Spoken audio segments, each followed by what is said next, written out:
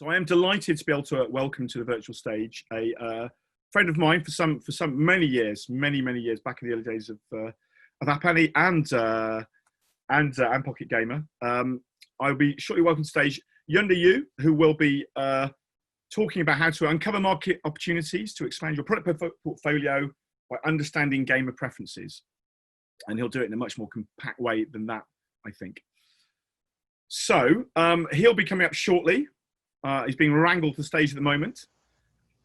We've got a absolute rammed session ahead of that. So we'll have Twitter coming up after App Annie, and we've got loads of stuff. And I'm with you all morning, and hopefully slightly less sweaty in about 5 minutes. Junde, how you doing? Hey, Chris. It's been a while. It has been a while, yeah. I know. You're looking good. You haven't aged at all. Say the same. Say the same. Okay, I will see you in the sauna in a bit. Yeah, okay, fair enough. I'm going to stop talking now. And are you ready to go? I'm ready. We're ready. I'm gonna mute myself and let you take the stage. So off you go. Great. Thank you, Chris. So good morning, everyone. Welcome to PGC Helsinki, and welcome to the App Annie session. My name is Junde. I'm from App Annie, and today I'm here with my colleague Lexi. We are really excited to present App Annie's brand new product, Game IQ. This is a product we just launched this month, and it's a product that's designed specifically for games companies. So with Game IQ, today we will show how you can uncover market opportunities and expand your product portfolio by understanding gamer preferences. All right, so before we start, here is a short disclaimer about our data and presentation. Oh, okay.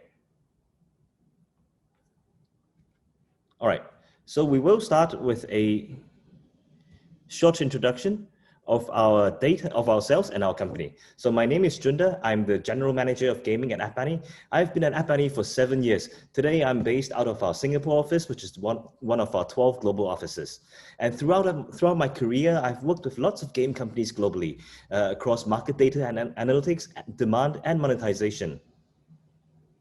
And also today with me, I have my colleague Lexi.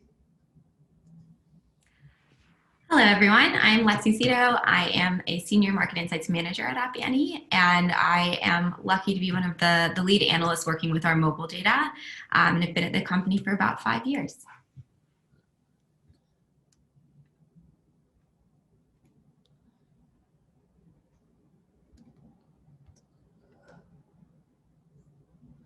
So a quick introduction about App Annie. We are the mobile performance standard. Through our mobile data and insights platform, we help create winning mobile experiences for those aspiring to achieve excellence. And here are some of the global companies who trust in our data, products, and teams. So what is Game IQ? Today's presentation, we will cover 2 parts. I will do a short introduction of the Game IQ product, and Lexi will go on to present some of the most unique and granular insights powered by Game IQ. So let's first start by discussing some of the problems we see today. When the app stores first started, the first group of gamers, mobile gamers, were core gamers who were already playing PC games and console games. And fast forward to today, there is a much more diverse consumer base in gaming, including segments like your older generation, your younger ones, and then a lot of casual gamers as well. So to cater to this very much more diverse audience, there is also a much more diverse offering of games. So just within the casual games category, we now see huge subgenres such as ASMR, word, music, puzzle, runner, sandbox, Tamagotchi, and more. So here lies the issue. Given our diverse range of game consumers and offerings, with the existing taxonomies, these would all be classified under the broad category of casual games. So this brings up some questions that we hope to answer. Firstly, how can we then size up the market opportunities today as in reflecting the sophistication of the present market in the most granular way? And what are the design, monetization, and gameplay mechanics that work inside of such games? So enter Game IQ. Game IQ is a game changer for the game industry. It's developed based on dozens of conversations with the world's major game publishers. It's technically ambitious and massively scalable. And best of all, it combines a comprehensive taxonomy with App Annie's industry-leading market estimates. So you can easily get the ROI insights on these reports. So this is what our game IQ looks like at a high level, our taxonomy, where we break down every game into the class, the genre, and subgenre. And if we were to zoom in, you can see that just within the puzzle category, we have broken this down into various subgenres like puzzle shooter, cardboard, hidden object, match 3, match and build, and so on. What about what happens inside of games?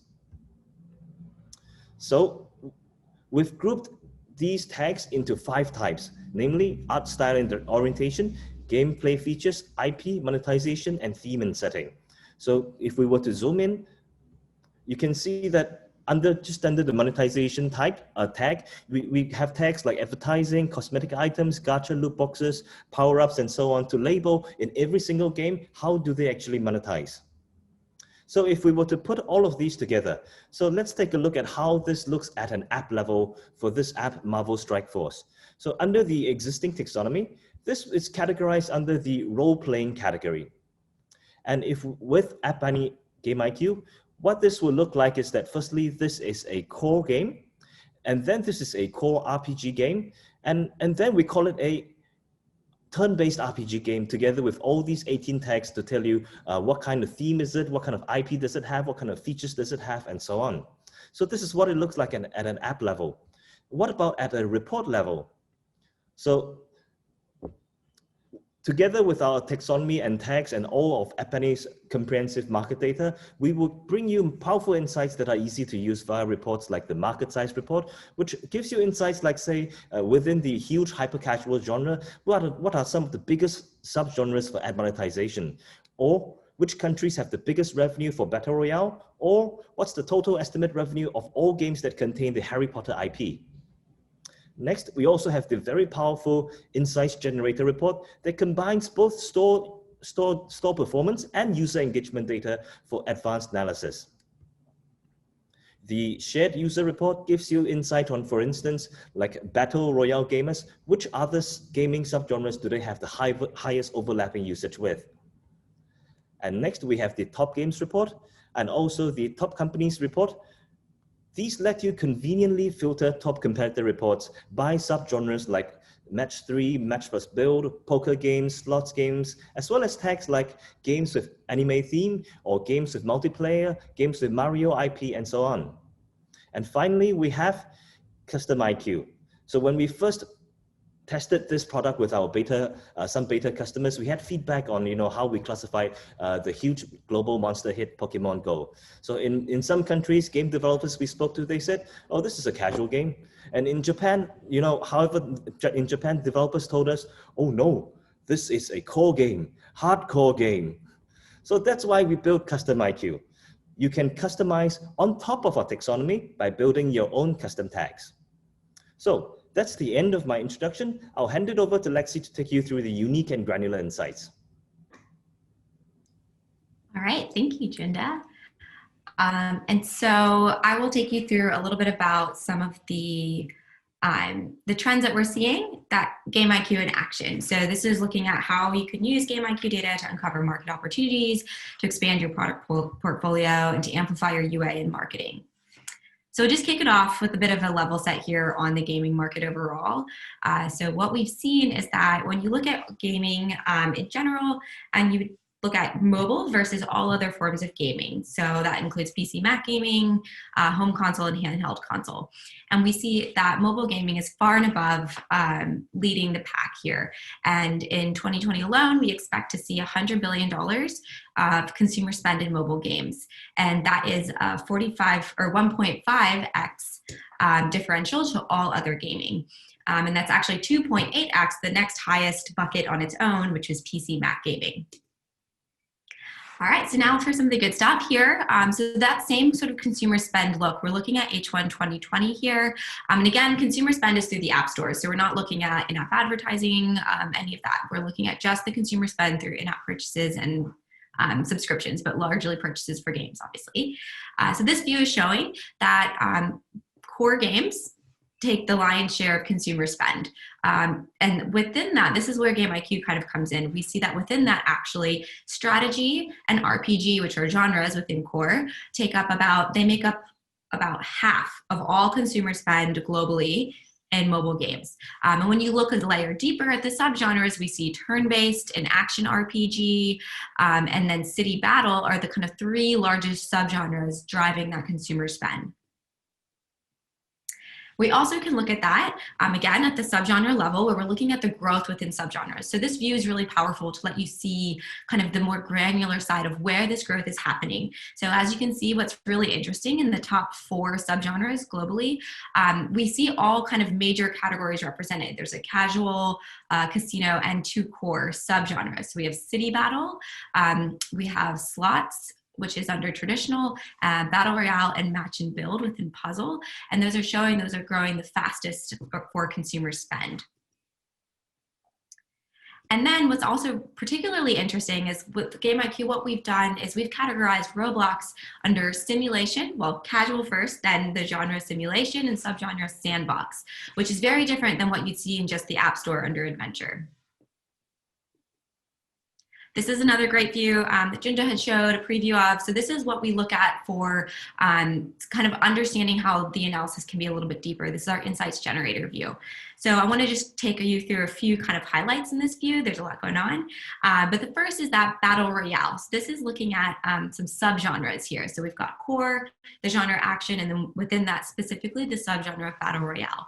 And what you can see here is that Battle Royale games have seen strong growth in not only the active user base, so how many people are playing the game, but also the depth of engagement, the average time spent per user. And as a result, the category has moved from kind of niche players into that attention leaders sector.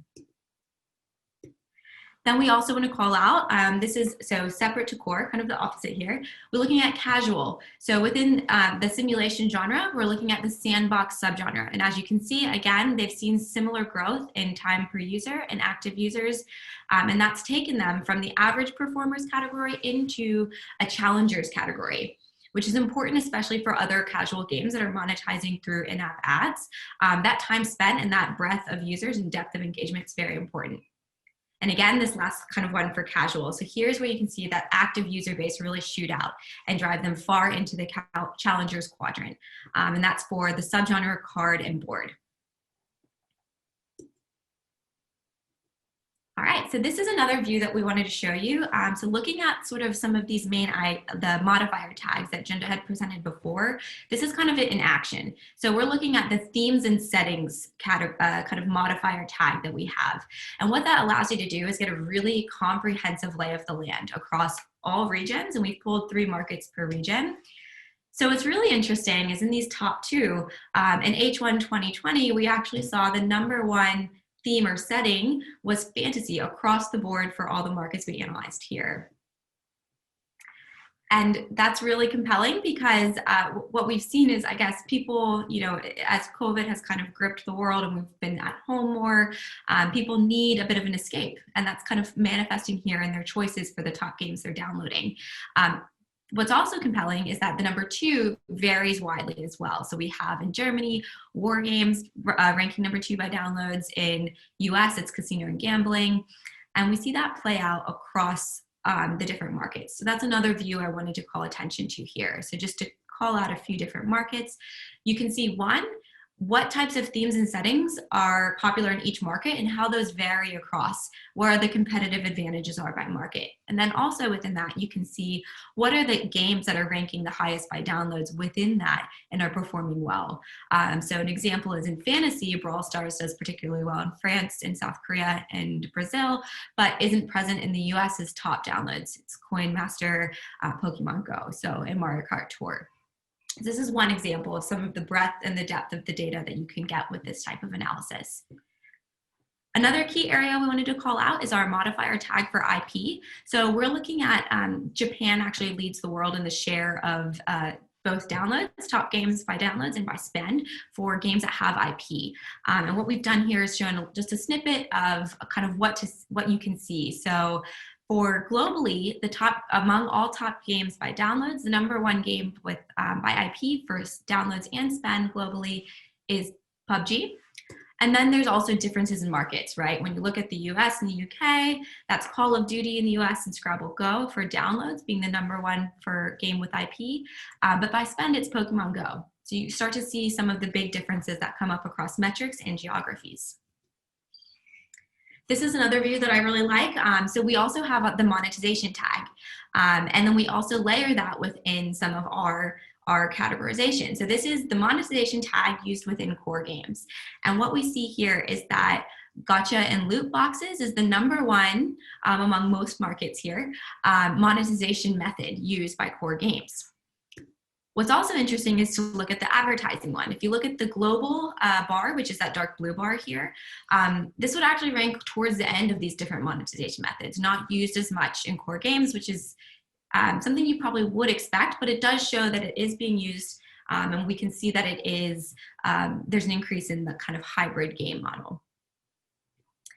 Also to call out here, another view that you can see with this is the breakdown by market. So wanted to call out that the dark pink here, or bright pink rather, is China. And so we're seeing that these types of monetization methods over-index in China relative to other markets among core games. So they're used more heavily.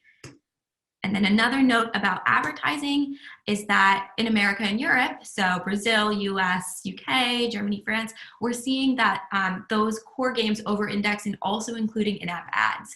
So they're using the hybrid model to monetize more than, say, in some of the APAC markets and globally.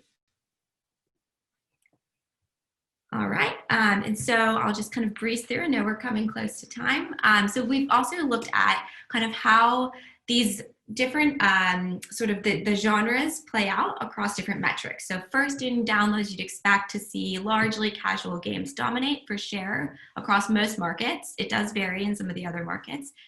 Core starts to play a bigger role in time spent. Again, over-indexing in markets like Japan, South Korea, Indonesia. And then in consumer spend, we see core play a big role, a very big role in Japan, South Korea, and Indonesia. And in the US, I want to call out that casino games actually represent 22% of the consumer spend, yet only 4% of downloads. So that's where they're really punching above their weight. And it's important to know that about the US market.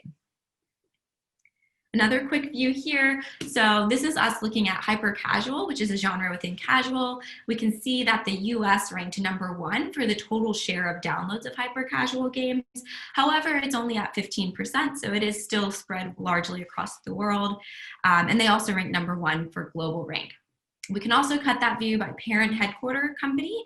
So when we look at that, we see that actually a lot of the downloads of games are coming from French publishers. So in the US, a lot of the most played or the most downloaded games in the US actually are from French publishers.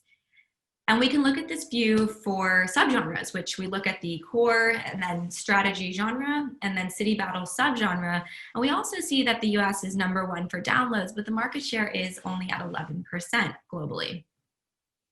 We can also look at the parent HQs, and we see that China publishers actually have the most downloaded city battle games among many markets. And if you look at the US, it's about 70%. But then important to note that also there's the second highest bucket is US publishers for city battle games among those that are downloaded in the US.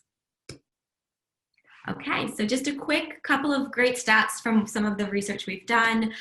We've actually seen that in H1 2020, over 5 billion global downloads were, 5 billion hyper-casual games were downloaded in H1 globally. We've seen that over half of all time spent among the top games in H1 were from core games globally. We also saw that casino games grew 40% year over year in consumer spend in H1, which is a testament, I guess, to people staying home and largely turning to their phones to kind of stay entertained and to play casino games versus actually going out. We also see that 20% of time spent among top mobile games in H1 2020, so like the top 1,000, was by Battle Royale games. So they represented 20% of all time spent globally, but only 3% of total downloads. So that's really an important figure to note of how much time they're commanding with users. Oops, all right. And then also we wanted to show you that around 80% of actually spend in action RPG games came from APAC markets. So they're really punching above their weight in that respective category. All right, just to close this off, if you are looking to get started with Game IQ, 2 resources for you. One, if you want to learn more, go to bit.ly/GameIQ App Annie. And then if you're interested in more insights and the power of the data and what you can do with it, you can read our latest report, which is bit.ly/report GameIQ. All right. Wow. That's a lot of stuff packed in there. I'm exhausted, and not only because I had 3 hours sleep. That was incredible. Really, I was trying to make notes of what was going on. It just kept coming. It was rattling at you. So, yeah, I was going to ask how you get it, but you said at the end. Probably a question people have. I've got plenty of questions to ask you. Thank you so much for that talk, by the way. What we're talking about from a business model with, I know App Annie has lots of different kind of models and ways of getting in. That looks like a very powerful kind of service and product, Game IQ. Is that something that's going to be available to sort of smaller devs, or is that your sort of premium top of the pile service? It's definitely a premium offering, as in you have to pay to access it. But I guess it's any kind of developer would be able to use it, as long as you're kind of data driven and you're really trying to find out, with this huge market, where exactly are the opportunities, and you want to be precise. I think as a smaller developer, you kind of need to be even more precise, and you can't take chances or make too many mistakes and so on. Yeah, no, exactly. I was going to say that. I mean, that looks invaluable. If you're going to have to pick a niche because you're not going to be able to compete with the Tencents and the Zyngas and the Kings or whatever, then this data is incredible. So, like, and you'll be putting out reports, right? So, sort of sharing some aspects of that. Yeah, of course. Okay. Let's say if you're going for a niche, like let's say within, everyone says hyper casual is big, but which subgenre beneath hyper casual? Let's say I want to do match plus build. Okay, great. But which are the biggest markets for match plus build, and how do these games monetize best? Yeah, I want to ask about hyper casual. It's something that's come up quite a lot. There's a few pundits, mention no names, deconstructor of fun, that have been basically saying, hyper casual's on its last legs, it's going to end, or the hype's over. But based on what you were showing there, the downloads are only going up. What we've seen elsewhere, in other talks previously, it seems to be going from strength to strength. Is that? Do you see that backed up? Do you see the continual growth of hyper casual? I think it's definitely growing. I mean, it hit a record high last quarter, where last quarter Q2 was a global high across all categories, and especially for hyper casual, when I think it's a category where a lot of new gamers first engage with. I mean, if I'm not a gamer at all, and I first download a game because I'm stuck at home and I have nothing to do, and I don't like to take care of my children, the first game that I play would be hyper casual, because that's the easiest for me to play. And also there are lots of hyper casual games globally that can be played by casual gamers without translation.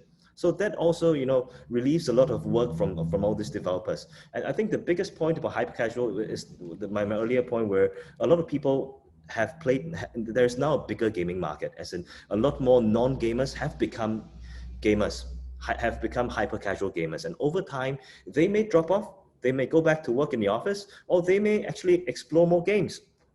So I think this is great for the gaming market in general, if we have more gamers and they do come in first via hyper casual. Yeah, I was gonna say that. One of the questions, let's have a look. I'm gonna look through Q&A. One of the questions here is about changes and trends. Obviously, we're in pretty crazy times at the moment, so we all know there's been big upswings in engagement and new users and time spent during COVID. Are you seeing that? What are the major areas of change? You're saying hyper casual, it's the entry level, right? So people can come in, it's not a hard game to play, you don't necessarily spend money directly with it. Are you seeing, other major changes that put down to COVID, and are we also seeing changes as we kind of come out of lockdown in various parts of the world? Yep. A lot of questions, sorry. Hyper casual is one theme. The other thing that I think really took off was a lot of multiplayer games, especially in the MOBA arena. Multiplayer on battle arena games, they took a lot of time. They took the lion's share of the time spent for last quarter. And in terms of revenue, we saw that a lot of turn-based RPG games, they made the most money during this period as well. Yeah. Okay. Cool. Maybe there's some questions here. I'll just add to that as well. There's definitely been also an increase in in games, not just, so we've seen, core games that come to mobile have migrated to mobile, and that's definitely tapping into that core market Junde was talking about. We've also seen games that are traditionally board games or card games do particularly well, where it's, again, is that level of like physical real world that's migrating into a mobile space. So Scrabble Go is a great example of that. And there are so many board games that have seen success as well. And any games that have really incorporated social features as well, any type of way of connecting. So not just passing time or staying entertained, but reaching out and connecting with people, especially when you're socially distant.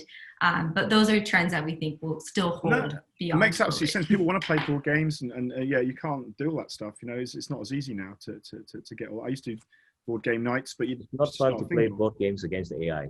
You just keep losing. Yeah, I'm not very good. So a couple more kind of questions here. So what, and then we'll have to move you on. I know you're back later, so we'll be able to get more questions later on. So it's interesting seeing in top trends like games like Pokemon Go. I think it's astonishing. I think Niantic should get a special award for managing to make a location-based game work when you can't leave your house. That's great. But what is interesting about that is you see a lot of the familiar games in those genres that you said. So how much does like one massive game shape the popularity of those genres? Because we're obviously, at the moment, we've got Fortnite Gate, right? So that could, I'm assuming there's going to be some drop-off in engagement in Fortnite until that gets sorted out. So will that see, like, because that's so huge, will that affect the modern war categories? Is it like one or two games that really shape how popular these spaces are? I think Pokemon Go, I think we will need to dive into the data to give you kind of like a percentage of, how this is dominated by major games. But I mean, if you look at the Fortnite, the Battle Royale segment, there are quite a number of big titles in the space. There's PUBG, there's Call of Duty and Free Fire and so on. So I guess it depends on the category. Fair enough. Okay. All right. I was throwing horrible questions at you with data. It's too early in the morning. Where are you guys all from? You're coming from Australia, Lexi, right? Are you talking to us from? Yes, I am. Wow, this is so international. I'm in Melbourne. Great. Yeah. It's the evening now, right? It's like I'm in London. It's the morning. Junde, where are you? Are you? Cool. Fantastic. Yeah. See, this is a totally international. I just got to Helsinki today. Yeah. Thank you. Helsinki today. We're all in Helsinki. I'm going to have to leave it there. There's been some great more questions, but we will try and pass them on to the speakers, and they can pick them up. And App Annie will return this afternoon to start this afternoon's sessions. I don't know if Lexi will still be up, but we'll see what time it will be there. But thanks so much. It's a great start. I'm going to go and work out how I can get a free account with that now, because it's so amazing. But that's fantastic. That looked really great service, and a great way to start with loads of data. So thanks a lot to App Annie, who are track sponsors, of course, of Global Trade Trends.